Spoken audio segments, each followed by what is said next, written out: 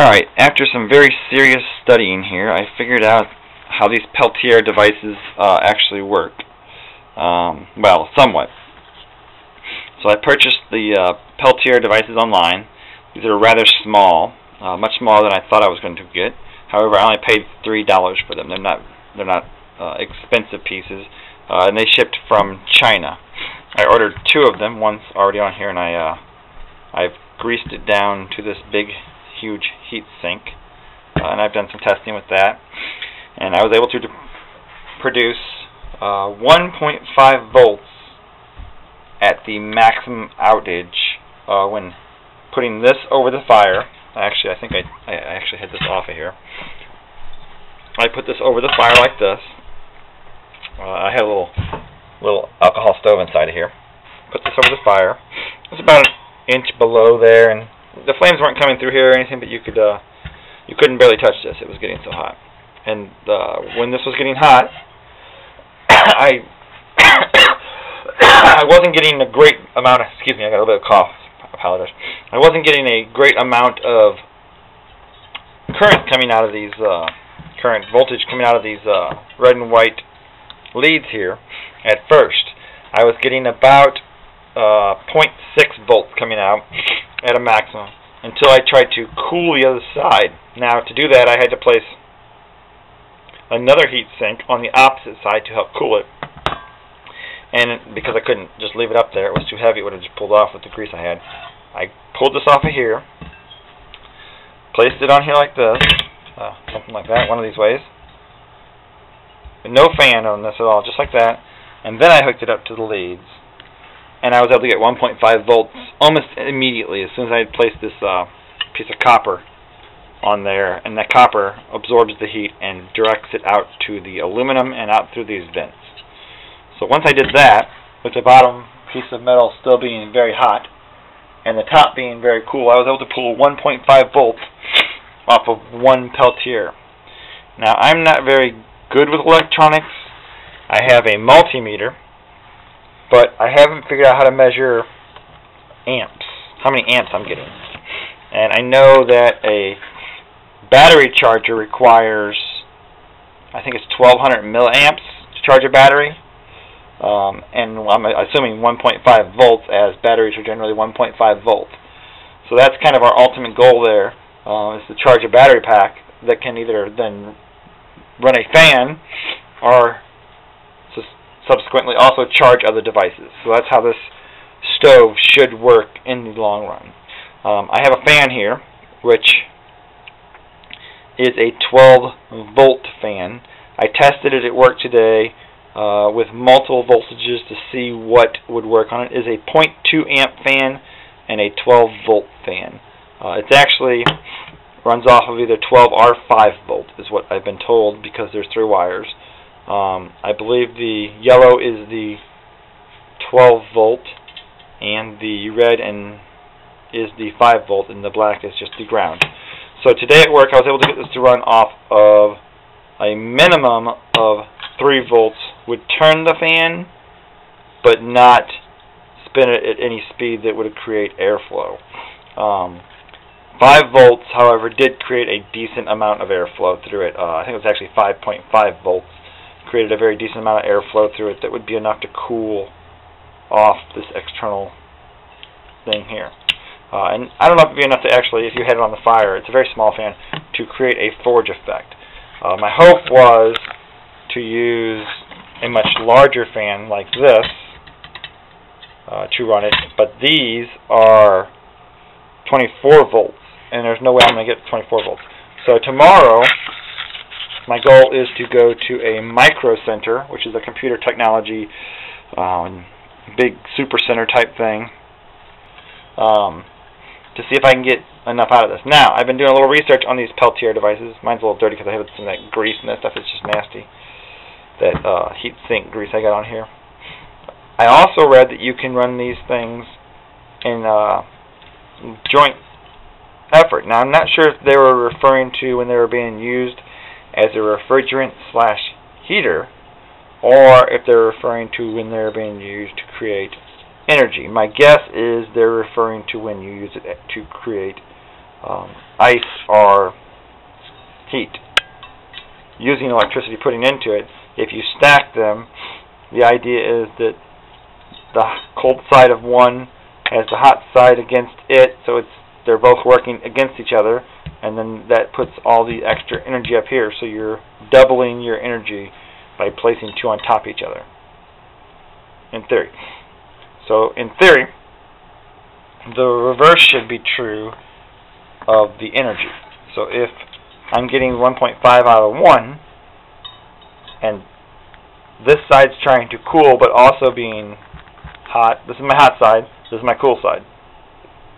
Well, as the heat dissipates through here, it also needs to cool off. So by placing one on here, the same direction, I should potentially then be able to put something on here to pull the heat through, in theory. I haven't tried it yet. What I have tried is I've tried running two of these to get 3 volts, and I have not been able to do that. When I run them red to red and black to black, I still only get 1.5 volts. So I would have thought that would have gave me more volts, but maybe it gave me more amps. So then, now what I need to try is red to black, black to red, so that I'm going through and see if the end result then tie these two together somehow, having the juice from one go through the other, I guess, like a battery, and then have an outside here and an outside lead on the other one, the opposite color, and see if I get more voltage that way. So that's what I'm going to set up to try now, and I will try and get some video of that as I'm doing it. Alright, so what I've done so far is I've combined the two different heat sinks, the one with the copper bar going out and the large one that had the fins on it in the back, with the Peltier sandwiched between the two heat sinks. So heat sink with copper pipe going into the fire, heat sink with fins that can be cooled. So that's my two with the Peltier sandwiched between them. That's all I've got right now. I obviously covered up some of my ventings here with this carbon felt because I'm going to be so close to the heat. I don't want it to. I had to strap these together with a piece of zip tie, and I was afraid they'd melt, so I put a piece of carbon felt on there beforehand to keep that heat from transferring to that zip tie and melting it. Now I need to be aware of these lines here.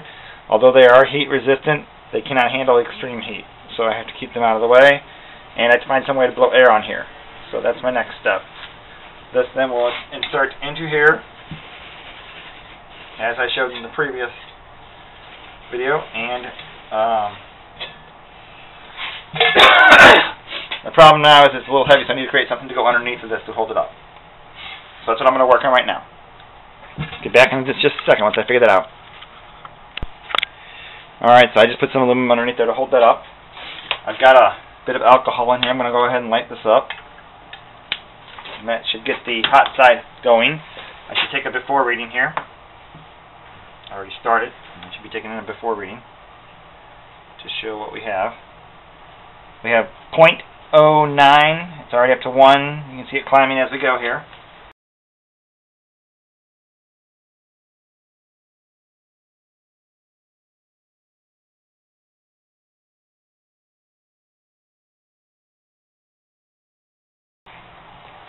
I do have an awful small flame in here. I'll show you what I have inside here. Obviously, you can't see that. We're at 700 or 0.7 volts. There's the flame hitting it. It's not a very big flame. It's actually a rather small flame.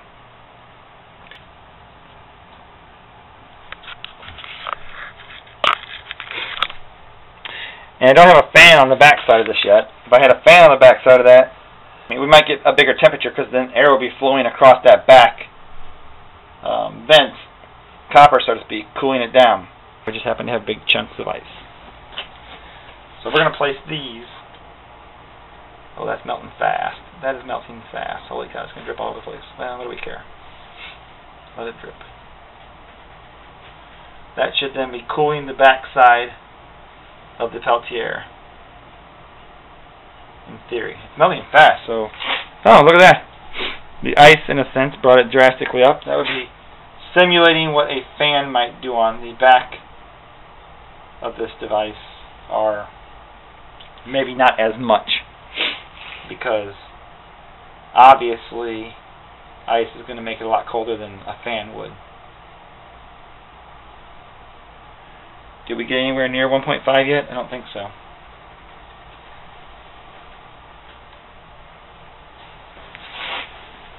But that brought it up drastically. A simulation of what might occur with a fan.